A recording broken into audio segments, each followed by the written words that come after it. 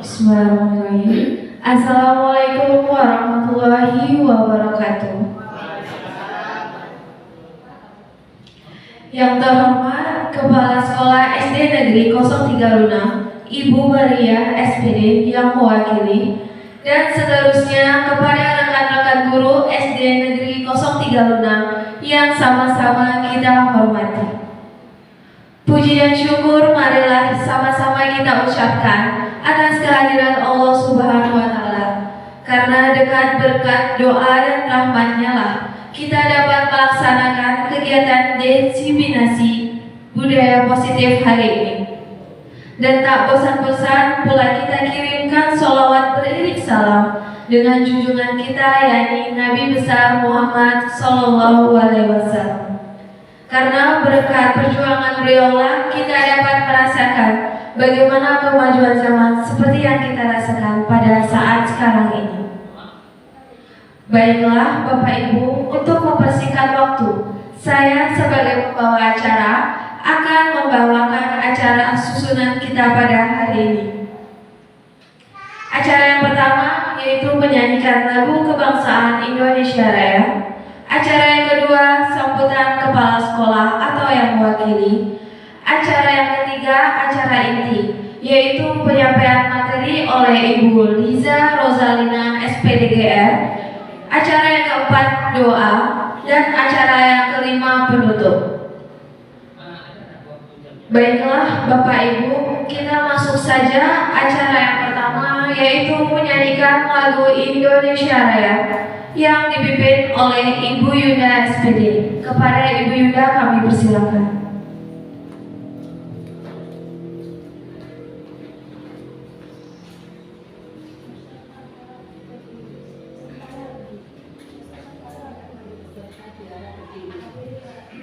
Hadirin diharap berdiri.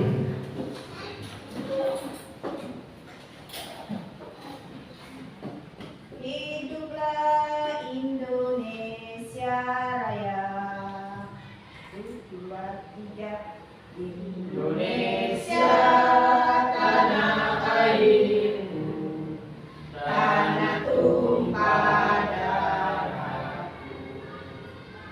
Di sanalah aku berdiri, jadi pandu hidupku. Indonesia, kebangsaanku, bangsa dan tanah airku. Marilah kita berseru, Indonesia bersatu. Hiduplah tanahku, hiduplah negeriku, bangsaku, rakyatku semuanya. Bangunlah jiwanya, bangunlah badannya untuk Indonesia Raya. Indonesia Raya, merdeka, merdeka, tanahku, negeriku yang ku cinta. Indonesia Raya, merdeka, merdeka, hiduplah Indonesia Raya. Indonesia Raya, merdeka, merdeka, tanahku, negeriku yang ku cinta. Indonesia Raya, merdeka, merdeka, hiduplah Indonesia Raya.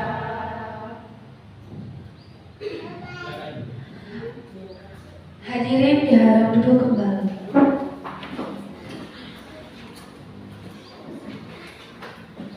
Terima kasih kepada Ibu Yunda SPD.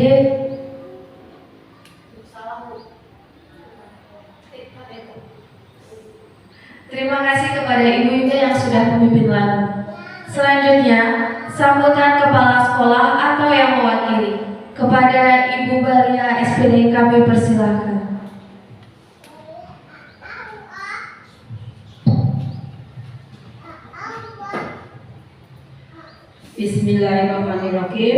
Assalamualaikum warahmatullahi wabarakatuh. Waalaikumsalam warahmatullahi wabarakatuh. Kepada Bapak dan Ibu Guru, seterusnya kepada yang lain yang hadir pada hari ini, marilah kita panjatkan puji syukur kehadirat Allah Subhanahu wa Ta'ala, yang mana pada siang hari ini kita dapat melaksanakan kegiatan acara CGP dengan tidak ada suatu halangan apapun. Pada Bapak Ibu Guru yang telah melaksanakan CGP, kami di sini sebagai kepala sekolah mengucapkan terima kasih dan bersyukur kepada Allah Subhanahu wa Ta'ala, yang mana Bapak dan Ibu Guru dapat mengikuti CGP dengan baik dan lancar. Seterusnya, mudah-mudahan kegiatan ini dapat memberikan semangat di sekolah SD 03 Lunang ini. Bagi yang sudah mengikuti CGP, tolong berbagi ilmunya kepada teman-teman yang belum mengikutinya. Untuk itu juga membawa nama baik di sekolah kita ini. Sebagai kepala sekolah sangat mendukung kegiatan ini untuk memberi semangat kepada anak didik kita, juga rekan-rekan kita yang belum mengikuti. Dengan demikian, supaya menjunjung nama baik SD 03 Lunang. Jadi bersama-sama kita membawa nama harum SD 03 Lunang. Dalam pepatah, berat sama dipikul, ringan sama dijinjing. Jadi dalam kebaikan hal ini, ada yang memberi juga ada yang menerima. Jadi kita saling berbagi antara yang mampu dan tidak mampu. Bukan tidak mampu ya, kurang mampu. Ya, dalam ilmu teknologi. Ya Bapak Ibu, semangat. Ya. Seterusnya, supaya lebih maju lagi bagi generasi-generasi yang muda, apalagi kita di zaman sekarang ini. Ya Bapak Ibu. Ya. Hanya ini yang saya sampaikan. Ada salah dan janggal Ibu akhiri. Wabillahi taufiq wal hidayah. Wassalamualaikum warahmatullahi wabarakatuh. Waalaikumsalam warahmatullahi wabarakatuh. Baik, terima kasih atas sambutan dari Ibu Kepala Sekolah SD Negeri 03. Baiklah Bapak Ibu, sekarang kita masuk ke acara yang kita tunggu-tunggu, yaitu penyampaian diseminasi budaya positif oleh Ibu Liza Rosalina SPDGR. Kepada Ibu Liza kami persilakan.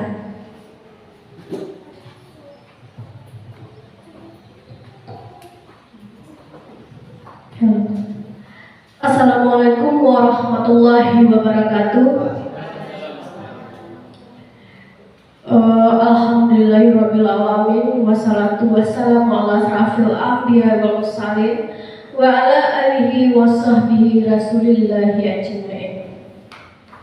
Yang saya hormati Kepala SD Negeri 03 Lunang yang mewakili Ibu Baria SPD, dan seterusnya kepada Bapak-bapak, Ibu guru SD Negeri 03 Luna yang saya hormati. Puji dan syukur marilah kita sama-sama ucapkan kehadiran Allah Subhanahu wa taala, karena berkat dan rahmat-Nya lah kita dapat menjalankan kegiatan diseminasi budaya positif pada hari ini.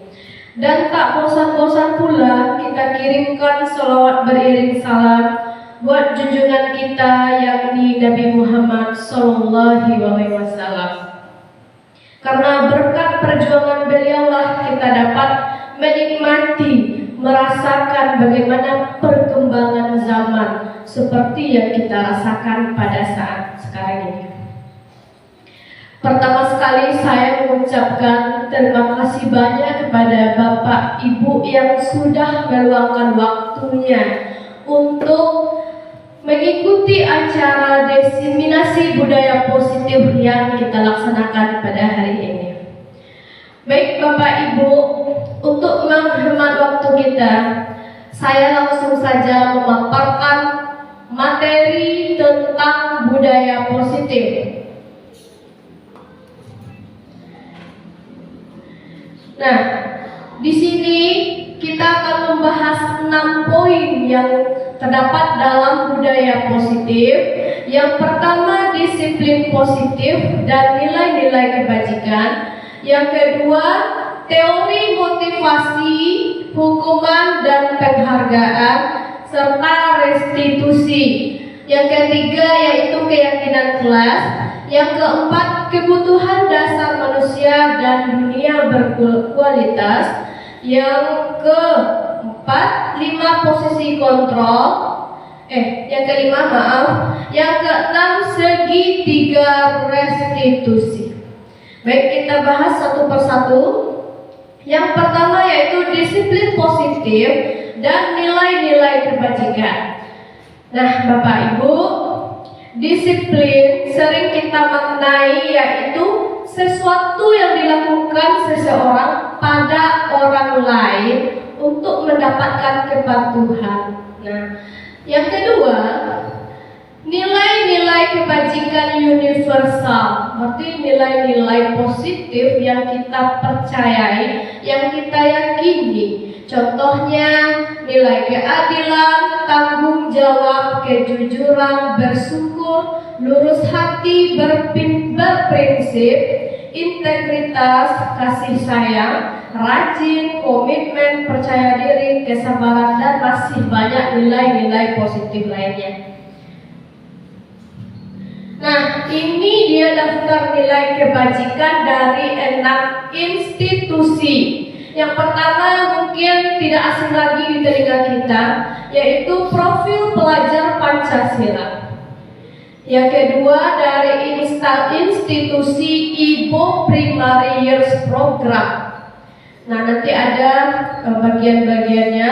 Yang ketiga, 9 pilar karakter Indonesia Heritage Foundation. Yang keempat, petunjuk seumur hidup dan keterampilan hidup. Yang kelima, the 7 essential virtues, the virtues. Nah, yang terakhir, the virtues project atau proyek-proyek nilai-nilai kebajikan. Next. Nah, yang pertama Bapak Ibu, profil pelajar Pancasila. Nah, ini sering kita nyanyikan ya kepada anak-anak kita.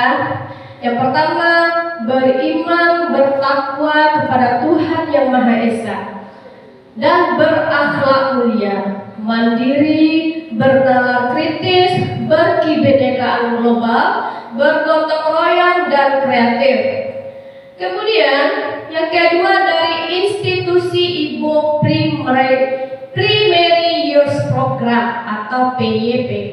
Nah, ada beberapa nilai sikap murid. Yang pertama, toleransi, rasa hormat, integritas, mandiri, menghargai, antusias, empati, keingintahuan, kreativitas, kerjasama, percaya diri, dan komitmen. Nah, yang ketiga yaitu dari institusi 9 pilar karakter Indonesian Heritage Foundation atau IHF.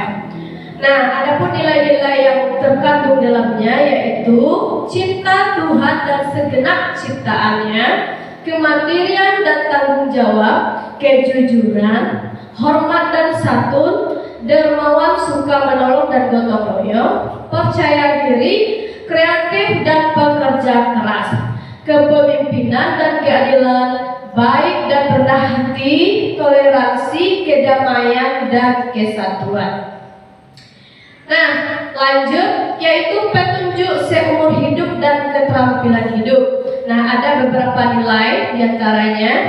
Yang pertama, keterampilan hidup dapat dipercaya, lurus hati, pendengar yang aktif, tidak merendahkan orang lain, memberikan yang terbaik dari diri. Yang kedua, nilai petunjuk hidup. Nah, banyak sekali ya Bapak Ibu, ada peduli, penalaran, bekerja sama, keberanian, keingintahuan, usaha, fleksibilitas, berorganisasi, kesabaran, keteguhan hati, kehormatan, memiliki rasa humor, berinisiatif, integritas, pemecahan masalah, sumber pengetahuan, tanggung jawab, dan persahabatan. Nah, lanjut. The seven essential virtues itu ada 7 ya, namanya 7. Nah, ada empati, suara hati, kontrol diri, rasa hormat, kebaikan, toleransi, dan keadilan. Nah, yang kemudian ada The Virtues Project, proyek yang nilai kebajikan. Banyak sekali Bapak Ibu. Ada yang peduli, keterus-terangan, kebersihan, komitmen, belas kasih, percaya diri, bertujuan, tegal rasa, gotong royong, rajin, keberanian, kesantunan, kreatif, semangat, kedermawan. Nah, semua nilai-nilai kebajikan ini Bapak Ibu nanti ada gunanya pas kita membuat keyakinan kelas. Nah, Bapak Ibu bisa dilihat ke depan. Nah, banyak sekali nilai-nilai kebajikan. Lanjut, kita masuk ke bagian kedua, yaitu teori motivasi, hukuman dan penghargaan serta restitusi. Nah, yang pertama teori motivasi. Menurut Jan Gosset dalam bukunya itu ada 3 motivasi perilaku manusia. Yang pertama, untuk menghindari ketidaknyamanan atau hukuman. Yang kedua, untuk mendapatkan imbalan atau penghargaan dari orang lain. Yang ketiga, untuk menjadi orang yang mereka inginkan dan menghargai diri sendiri. Nah, ini Bapak Ibu, dari 3 motivasi ini, coba Bapak Ibu renungkan. Kira-kira kita, misalnya ini, Bapak Ibu mengikuti sebuah kegiatan. Anggap saja Bapak Ibu mengikuti program guru penggerak ini. Kira-kira itu motivasinya apa itu? Apakah yang pertama, yang kedua, atau yang ketiga? Nah, ada yang mau memberikan pendapatnya? Ada sekarang yang ikut program CGP juga? Ada yang Bu Yunda ya? Kira-kira apa Bu Yunda motivasinya?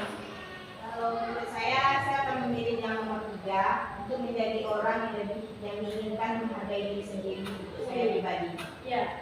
Berarti motivasinya bersifat dari dalam ya, untuk mengaktualisasikan diri, untuk menghargai diri sendiri. Kalau seandainya untuk menghindari ketidaknyamanan atau hukuman, contohnya kira apa kira-kira Bapak Ibu? Kalau kita contohkan kepada anak-anak, nah, apa contohnya? Contohnya membuat PR asal-asalan yang membuat PR saja, Ya. walaupun nilainya jelek. Iya, bagus sekali. Yang penting tidak dihukum oleh gurunya. Nah, yang kedua, untuk mendapatkan imbalan atau penghargaan. Nah, misalnya dia ada murid kita pengen mendapat juara. Nah, motivasinya ingin mendapatkan hadiah dari orang tuanya atau gurunya di sekolah. Nah, itu contohnya masih termasuk motivasi dari luar atau eksternal. Nah, sebaiknya Bapak Ibu, kita sebagai guru itu bisa menumbuhkan motivasi yang bagian nomor 3, yaitu motivasi internal. Ya, lanjut. Yang ketiga yaitu hukuman. Nah, hukuman merupakan tindakan yang tidak terencana, tiba-tiba saja, dan seringkali tidak melibatkan murid dalam mengambil keputusan. Contohnya, ada murid kita datang terlambat, kita langsung panggil. Nah, langsung kita berikan hukuman. Misalnya bersihkan WC, hormat pada tiang bendera. Nah, itu contoh hukuman. Kita tidak punya kesepakatan sebelumnya dengan murid. Langsung saja kita memberikan hukuman yang tidak ada hubungannya dengan kesalahan yang mereka buat. Itu contohnya. Nah, lanjut konsekuensi. Apa bedanya dengan hukuman tadi? Kalau hukuman tadi langsung tiba-tiba kita memberi hukuman. Sementara kalau konsekuensi, sebelumnya kita sudah punya kesepakatan dengan murid. Nah, kalau terlambat nanti hukumannya membersihkan WC. Setuju misalnya? Iya Bu, iya Pak. Nah, kedapatkanlah siswa murid yang terlambat. Jadi ada kesepakatan antara guru dan murid, itu bedanya ya. Namun hal ini juga sebenarnya tidak bagus ya diterapkan di sekolah atau di kelas. Nah, yang selanjutnya yaitu restitusi. Restitusi merupakan bentuk pemecahan masalah murid dengan cara kerjasama antara guru dan murid agar mereka menyadari kesalahan mereka yang mereka lakukan tanpa mematikan atau menjatuhkan karakter mereka. Tetapi bagaimana kita seorang guru menguatkan mereka, memecahkan masalah mereka agar mereka mandiri dalam memecahkan masalah yang mereka buat sendiri. Nah, Bapak Ibu, ada 3 tadi. Ada hukuman, konsekuensi, dan restitusi. Nah, yang paling ideal sebenarnya kita sebagai guru adalah restitusi dalam menyelesaikan masalah. Nah, pertanyaannya Bapak Ibu, selama ini manakah yang paling sering kita lakukan di kelas ataupun di luar kelas? Penghukum, iya, penghukum. Nah, di sini kita bisa melihat diri kita, merefleksi diri kita. Ternyata kita selama ini posisi kontrol kita sebagai penghukum. Nah, tiba-tiba saja memberi hukuman yang tidak sesuai dengan apa yang mereka lakukan. Nah, apakah itu memberikan efek jera? Mereka tetap mengulang kan? Nah, tetap mengulang. Rasa dongkol anak semakin menjadi-jadi. Nah, kemudian kita lanjutkan lagi. Masuk pada keyakinan kelas. Bapak Ibu, apa pernah membuat keyakinan kelas? Pernah. Nah, mungkin sudah pernah. Namun, ada beberapa hal terkadang kita lupa. Kalau membuat keyakinan kelas itu sebenarnya seperti apa? Bagusnya seperti apa? Apa tujuannya? Apakah dengan keyakinan kelas murid kita tidak lagi melakukan pelanggaran? Tetap ya. Tapi gimana, apa solusinya? Kita tetap menyelesaikannya dengan segitiga restitusi tadi. Nah, nanti ada testimoni saya tentang pembuatan keyakinan kelas. Nah, sebelum saya menampilkannya nanti berbagi praktik baik dengan Bapak Ibu. Nah, kita ketahui terlebih dahulu langkah-langkah pembuat keyakinan kelas. Nah, kalau saya kemarin Bapak Ibu awal tahun ajaran biasanya kita membuat peraturan kelas. Nah, kalau peraturan ini Bapak Ibu terlalu memaksa ya. Nah, kita ambil menjadi keyakinan kelas. Nah, keyakinan berarti kita yakin bahwa apa yang kita buat itu merubah hal-hal positif dan lebih baik bagi kelas kita nantinya. Nah, kemarin saya melakukannya. Murid-murid diberikan kertas sticky notes, tahu Bapak Ibu? Nah, nanti masing-masing mereka itu membuat satu keyakinan kelas, tetapi tidak boleh menggunakan kata-kata kalimat negatif. Contoh, tidak boleh datang terlambat, tidak boleh menggunakan kata tidak. Apa bahasa yang bagus? Contohnya disiplin waktu, datang tepat waktu, tidak menghargai teman. Nah, itu merupakan kata-kata negatif ya, kalimat negatif. Nah, seharusnya saling menghargai teman. Nah, setelah terkumpul dengan jumlah murid saya yang sekarang itu 32 orang, nah banyak yang sama. Nah, nanti kita eliminasi keyakinan mereka yang sama, kita jadikan beberapa nilai kebajikan yang secara umum atau universal. Nah, nanti Bapak Ibu akan saya tayangkan. Lanjut, kebutuhan dasar manusia dan dunia berkualitas. Ada 3 kebutuhan dasar manusia. Yang pertama, kebutuhan bertahan hidup. Nah, setiap manusia, baik anak, intinya manusia, kita pun dewasa mempunyai kebutuhan, yaitu kebutuhan bertahan hidup. Bertahan hidup di sini maksudnya kesehatan. Kita butuh rumah, kita butuh makan, kita butuh kesehatan. Yang kedua, kasih sayang dan rasa diterima. Nah, kebutuhan ini maksudnya setiap kita mempunyai kebutuhan, ingin disayang, ingin dicinta, nah ingin diperhatikan oleh seseorang. Nah, kemudian yang ketiga, kebutuhan akan pengakuan kemampuan. Nah, begitu juga Bapak Ibu, murid-murid kita. Mungkin mereka ada masalah, ada kebutuhan yang tidak terpenuhi. Misalnya mereka tidak kurang perhatian dan kasih sayang dari keluarganya. Nah, mereka membuat masalah di sekolah. Mereka mencari masalah supaya kita bisa memperhatikan mereka, supaya dapat kebutuhan kasih sayangnya. Nah, begitu Bapak Ibu ya. Nah, jadi kita sebagai guru harus memperhatikan kebutuhan murid kita dengan 3 kebutuhan tadi. Lanjut,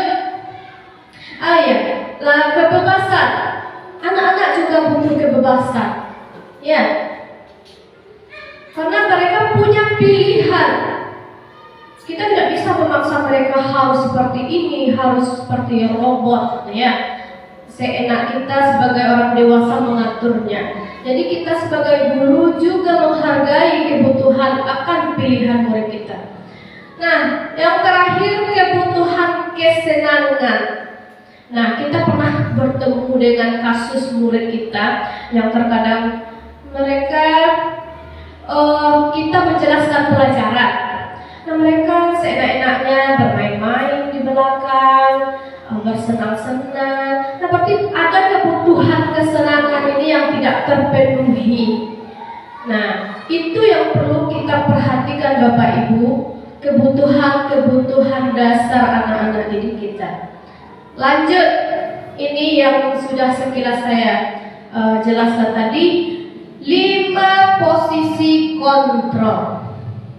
Yang pertama ada penghukum, yang kedua ada pemantau, yang ketiga ada teman, yang keempat pembuat rasa bersalah, yang terakhir adalah manajer.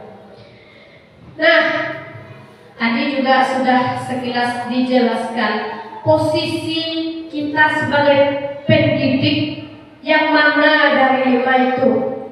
Apakah kita penghukum? Apakah kita sebagai pembuat merasa bersalah? Apakah kita sebagai teman bagi murid kita atau sebagai manajer? Nah, kalau penghukum tadi Bapak Ibu, kita sering mengatakan seperti ini, patuhi aturan saya atau awas ya kamu melanggar lagi. Nah, itu ciri-ciri penghukum ya, yang kelihatan sangar. Kemudian kamu lagi yang salah, kamu selalu saja salah, pasti selalu yang terakhir selesai membuat tugas, datang terlambat terus. Nah, pernah nggak kita melakukan itu Bapak Ibu di kelas? Pernah ya? Pernah. Nah, lanjut. Pemantau. Ini guru yang suka memantau. Dia tidak menghukum, tapi dia memantau. Nah, sering mengatakan pertanyaan yang sering diajukan kepada murid, apa yang telah kamu lakukan? Kamu tahu konsekuensinya, kamu tahu sanksinya kalau kamu melanggar itu. Nah, peraturannya apa? Masih ingat peraturan kelas kita? Begitu ya, memantau. Dia memantau, memperhatikan perilaku muridnya. Nah, kira-kira Bapak Ibu pernah tidak berada di posisi pemantau? Pernah ya? Lanjut, posisi sebagai teman. Nah, ternyata Bapak Ibu, kita sebagai guru, teman itu juga tidak bagus, kurang bagus posisi kontrolnya. Kenapa? Karena suatu waktu, misalnya hari ini mereka sudah nyaman berteman, menganggap kita adalah teman. Suatu waktu kita mengabaikan mereka, perasaan kecewa mereka kepada kita itu, nah merasa oh ternyata selama ini ibu itu tidak menganggap apa yang kita anggap mereka teman. Nah, misalnya guru sering mengatakan dalam kelas seperti ini, ayo bantulah demi ibu ya, demi bapak. Ayo ingat tidak bantuan bapak selama ini. Ya sudah, kali ini tidak apa-apa, nanti ibu bantu bereskan. Itu contoh ciri-ciri guru sebagai teman. Nah, Bapak Ibu sudah pernah seperti ini? Hah? Belum baca? Belum ya? Nah, kalau saya dulu jujur Bapak Ibu sudah pernah.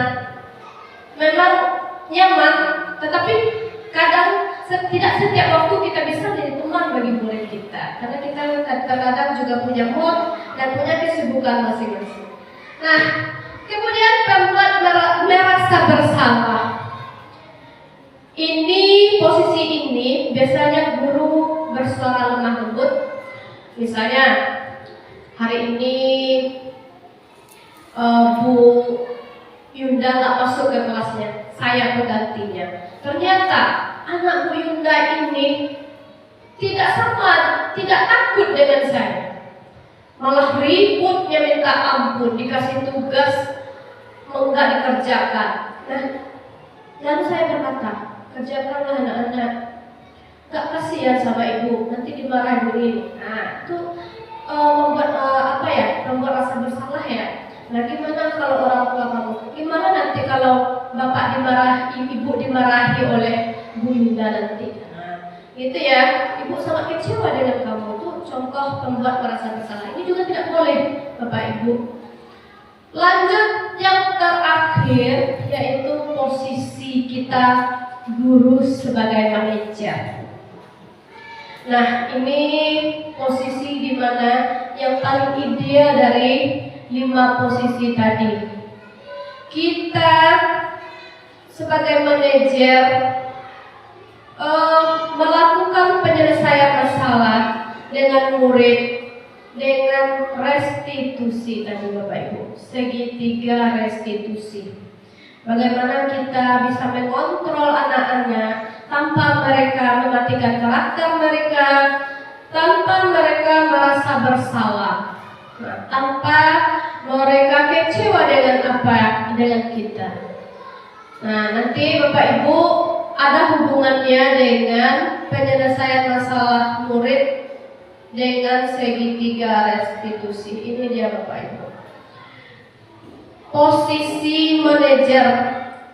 Ada kalau menemukan murid yang bermasalah, nah dengan restitusi inilah cara menyelesaikannya Bapak Ibu. Nah yang pertama menstabilkan identitas anak. Yang kedua memvalidasi tindakan yang salah. Yang ketiga menanyakan keyakinannya. Nah, yang pertama kita panggil anak, misalnya tadi ada kasus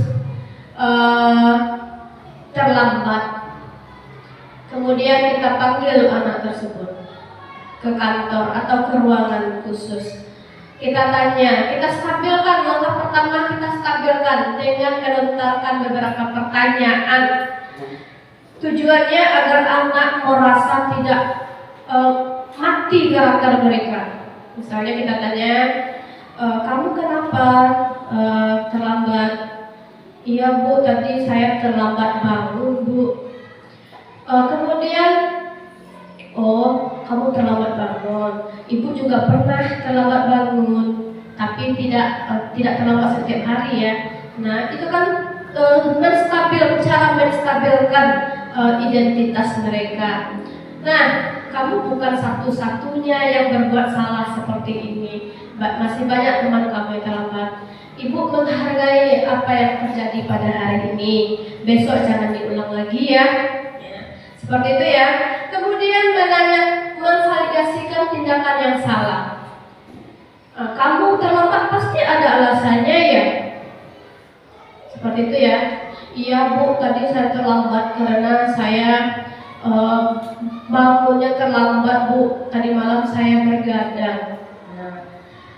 Kemudian kita tanyakan keyakinan kelas yang sudah kita sepakati tadi.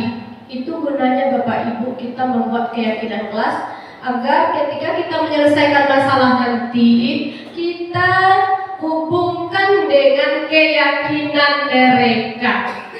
Ya. Nah, kamu ingin menjadi orang seperti apa?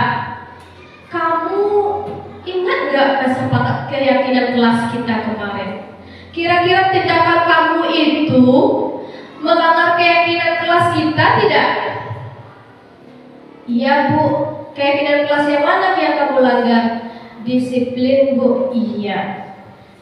Nah, terus apa tindakan kamu berikutnya? Saya kedepannya tidak lagi terlambat Bu, saya tidak bergadang lagi Bu, misalnya. Nah, terus apa yang bisa kamu lakukan untuk memperbaiki kesalahan kamu? Nah, saya meminta maaf Bu dan berjanji tidak mengulang lagi. Itu contoh penyelesaian masalah dengan segitiga restitusi. Baik Bapak Ibu, sebelum kita praktik nanti kita coba ya bagaimana menerapkan membuat sebuah keyakinan kelas. Nah nanti Bapak Ibu kalau keyakinan kelas bisa dibuat di kelas masing-masing, dipraktikkan di kelas masing-masing bagi kelas yang belum membuat keyakinan kelasnya. Nah untuk praktiknya nanti kita berkelompok saja. Nah sebelum kita praktik Bapak Ibu, saya ada contoh ini. Yang pertama tadi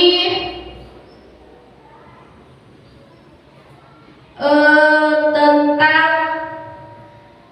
ini kegiatan testimoni saya dalam membuat keyakinan kelas. Nah Bapak Ibu, yang pertama kita tentunya menjelaskan kepada murid kita dulu kira-kira nilai-nilai apa saja yang kita yakini. Nah ini Bapak Ibu boleh dilihat, boleh diperhatikan. Nah setelah kita jelaskan, setelah murid kita paham apa yang mereka kerjakan, kita bagikan sticky notes-nya. Jadi setiap orang mendapatkan jatah membuat keyakinan kelas mereka, kelas kita. Satu, nah misalnya menghargai dan menghormati guru. Nah, karena kelas kami cukup banyak, 32 orang, tentunya tidak mungkin ditulis keyakinan kelasnya ke 32-nya. Kita cari nilai-nilai yang umum saja. Contoh, beriman dan bertakwa. Nah, kalau seandainya murid kita membuat berdoa sebelum dan sesudah belajar, Bu, iya, itu termasuk keyakinan yang mana? Beriman dan bertakwa. Misalnya sholat zuhur berjamaah, berarti masuk keyakinan beriman dan bertakwa.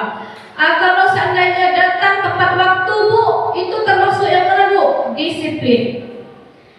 Kalau seandainya meminjam buku teman tetapi tidak dikembalikan, itu termasuk keyakinan yang mana? Tidak bertanggung jawab. Nah, mengembalikan buku teman ke yang sudah dipinjam berarti nilai tanggung jawab. Nah, masih banyak yang lagi. Ini dan kami kemarin dapat 32, tapi masih banyak yang sama. Jadi kami kumpulkan. Bapak Ibu coba ini masih membagikan, lama prosesnya ya. Sekitar 20 menit kurang lebih. Nah, ini anak-anak menempelkannya ke depan dengan semangat mereka menempelkan keyakinan kelas mereka. Nah, lanjut. Nah, ini kegiatannya mengeliminasi mana saja yang sama. Nah, yang sama kita eliminasi. Kemudian lanjut.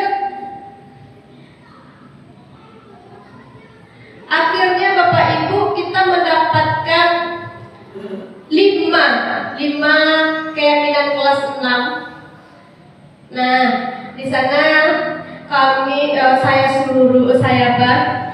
sekretarisnya menuliskan. Jadi keyakinan ini dari mereka untuk mereka. Ada 5. Yang pertama beriman dan bertakwa. Yang kedua saling menghargai dan menghormati. Yang ketiga itu ada tanggung jawab, ada juga disiplin, mandiri. Nah, jadi kami urutkan mana yang lebih krusial, yang tentunya kita mengacu kepada profil pelajar Pancasila. Nah, beriman dan bertakwa dan berakhlak mulia. Jadi keyakinan yang kami buat tidak jauh, harus mengacu kepada profil pelajar Pancasila. Nah, begitulah Bapak Ibu. Hasil akhirnya kami membagikan tanggung jawab untuk membuat poster yang akan ditempelkan di dinding kelas, yaitu keyakinan yang telah kita sepakati tadi, ditempel di kelas. Nah, itulah contoh cara membuat keyakinan kelasnya Bapak Ibu. Lanjut. Nah, untuk keyakinan kelas Bapak Ibu ada tidak pertanyaan? Kira-kira nanti ada keinginan tidak untuk membuatnya di dalam kelas dan menerapkannya di kelas masing-masing? Ada. Iya. Mudah-mudahan ya Bapak Ibu, karena ini sangat penting langkah awal kita supaya kelas kita aman, nyaman dan tertib. Kita lanjutkan testimoni berikutnya. Saya kemarin menemukan permasalahan murid. Nah, saya mencoba menggunakan segitiga restitusi tadi. Ini ada videonya, saya ambil dokumentasinya. Coba Bapak Ibu boleh disimak. Tidak lama ini Bapak Ibu. Suaranya nggak jelas ya. Nah, ini Bapak Ibu, kasusnya seperti ini. Murid saya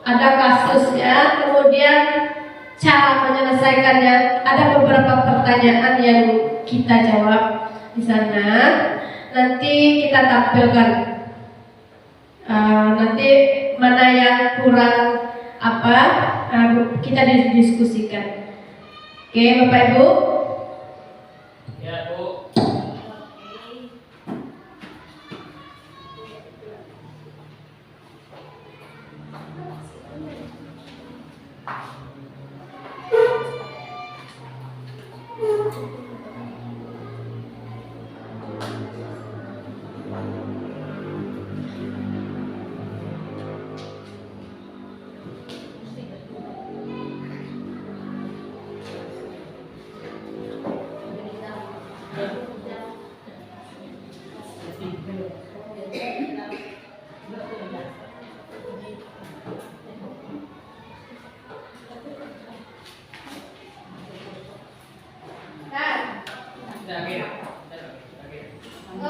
Dari kasus tadi ada beberapa pertanyaan Bapak Ibu.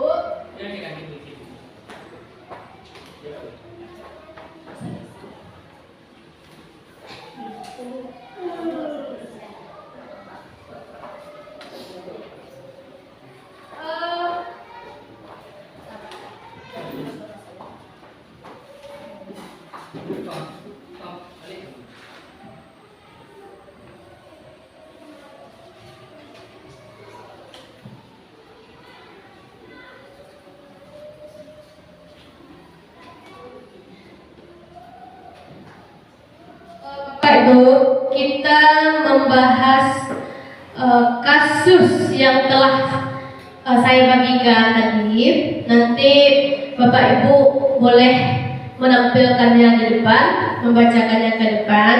Nah, kemudian tadi ada 4 kasus. Di kasus tersebut ada beberapa poin pertanyaan. Nah, nanti Bapak Ibu bisa menjawabnya bersama teman kelompok. Nah, setelah itu baru kita bahas bersama-sama. Sebelum kita menyelesaikan kasus yang ada dalam yang sudah saya berikan, kira-kira ada pertanyaan tidak Bapak Ibu seputar materi yang sudah saya paparkan tadi? Nah, kalau nanti ada rasanya yang meragukan atau terkendala, boleh langsung ditanyakan ya Bapak Ibu.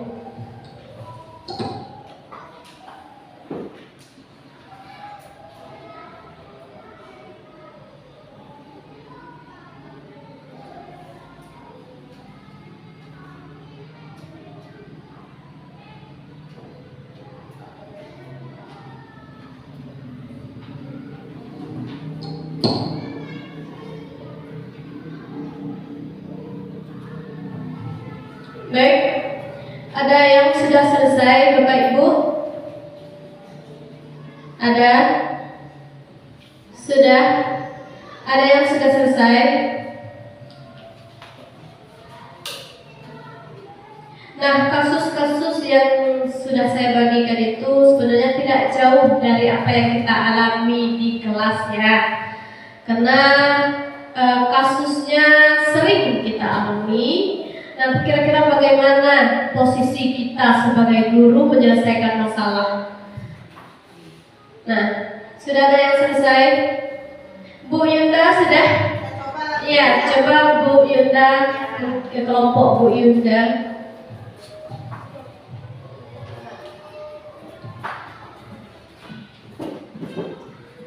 Sini aja ya. Assalamualaikum warahmatullahi wabarakatuh. Baiklah, saya akan bertanya sama Bu Liza mengenai kasus ini. Bu, ada di kelas saya,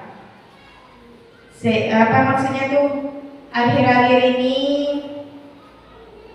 beberapa murid, namanya Vivi Natalia, contoh saja ya Bu ya, mengetahui hal-hal ini mulai menggunakan kesepakatan bersama seenaknya, tertawa, tidak mengindahkan kehadiran apapun. Itu mencoba ibu gurunya sudah mencoba, tetapi tidak ada juga penanganannya. Bagaimana itu Bu Liza? Ya, yang saya masuk.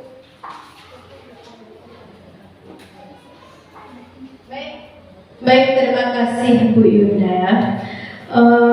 Misal tadi Bu Yunda menemukan sebuah kasus bahwa ada muridnya yang sering tidak datang.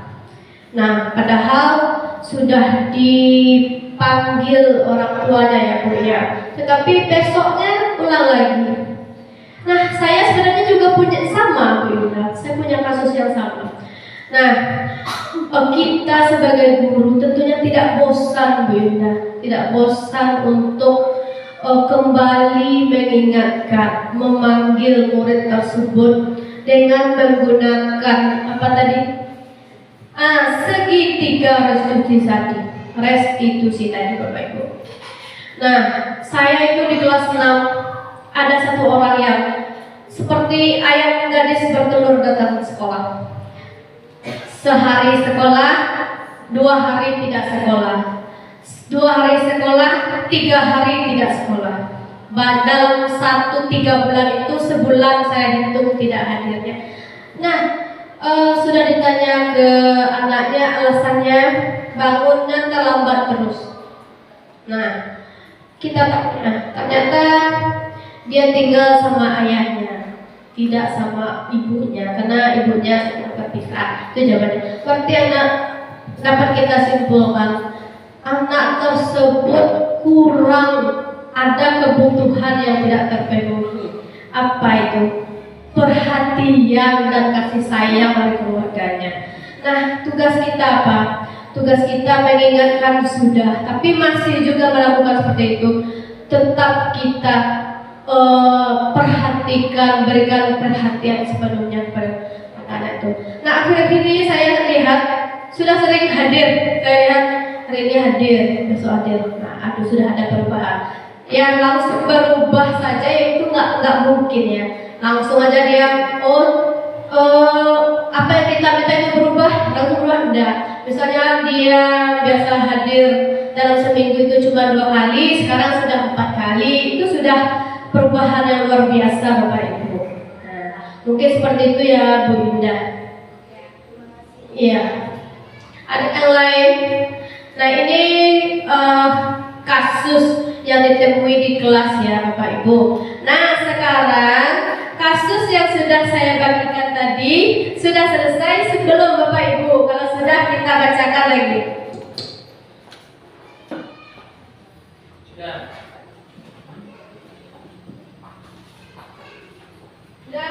Udah Pak Cecep. Iya. Nah, kasus Pak Cecep tadi ini kan.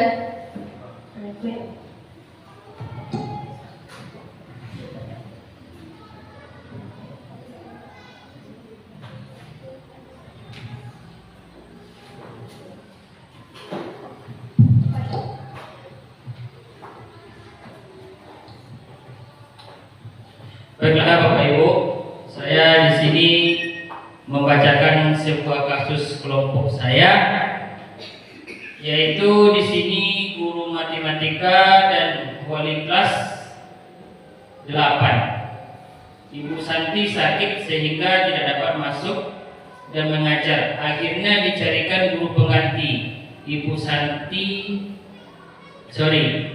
Eni baru 2 tahun menjadi guru SMP. Beberapa murid perempuan, Vivi dan Natali. Kemudian mulai menggunakan kesempatan dan bersikap seenaknya saja, tertawa dan mengindahkan kehadiran Ibu Eni. Jadi di sini Bapak Ibu, kasusnya di sini adalah murid yang tidak menghiraukan apa perintahnya yang disuruh oleh guru. Jadi kira-kira dengan kasus ini mau bertanya kepada Ibu Liza, Bagaimana cara mengatasi kasus anak tersebut yang terjadi pada kita? Oke, terima kasih kepada Nurisa, dipersilakan. Baik, Bapak Pak Cecep, bagaimana posisi saya sebagai guru kelasnya? Nah, jadi masalahnya seperti ini. Saya hari ini beralangan hadir, begitu ya Pak Cep kasusnya. Kemudian saya tugaskan Bu Nana, karena Bu Nana ini baru mengajar di sini. Saya tugaskan Bu Nana ini masuk ke dalam kelas saya untuk menggantikan saya, memberikan tugas saya. Nah, kemudian ternyata ditemukan 2 orang murid tadi yang tidak mau mengerjakan apa yang disuruh Bu Nana ini. Nah, Bu Nana ini tidak menegur, tidak maksudnya tidak memberikan hukuman, cuma memberikan pengaduan kepada saya.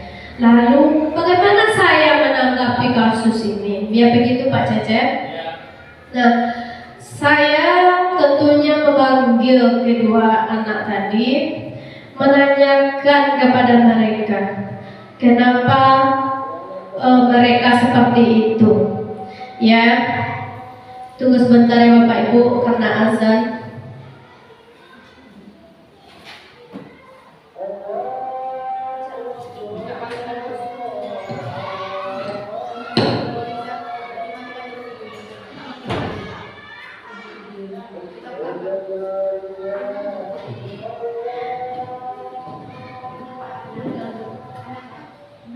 Azan.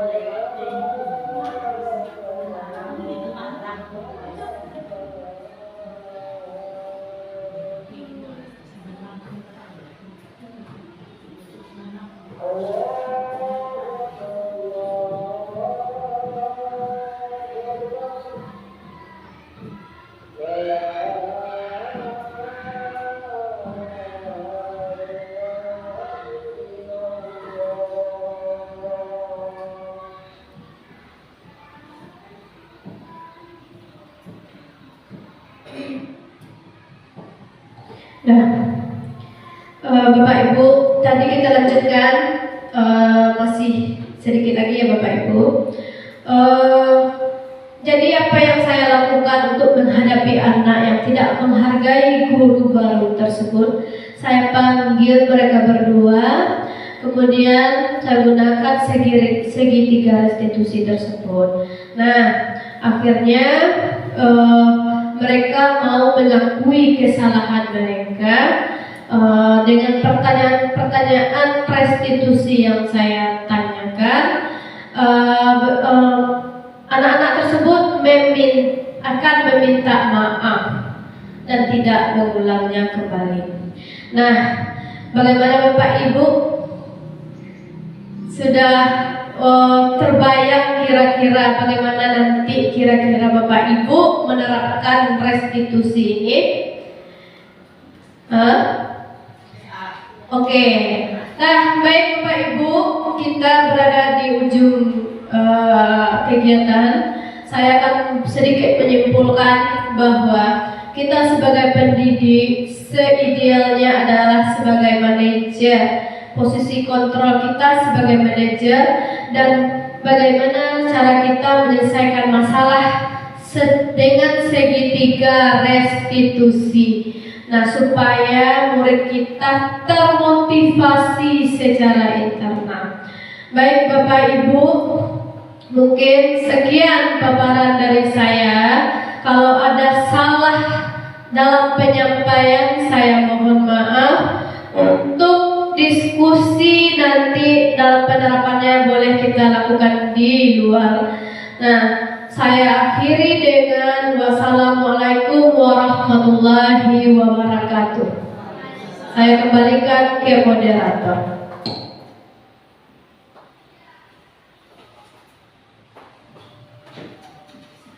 Baiklah, terima kasih atas penyampaian materi yang sangat luar biasa dari Ibu Liza Rosalina SPDGR.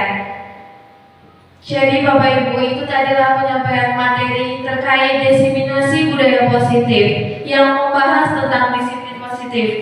Dengan adanya kegiatan tersebut, kita adanya sebagai guru di SD Negeri 03 Lunang bisa sama-sama menerapkan budaya positif baik di konteks sekolah maupun di konteks kelas. Nah, baiklah Bapak Ibu,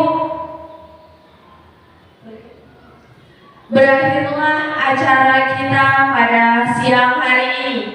Saya selaku pembawa acara, jikalau ada salah, saya mohon maaf yang sebesar-besarnya. Saya ini wabillahi taufik wa hidayah. Wassalamualaikum warahmatullahi wabarakatuh.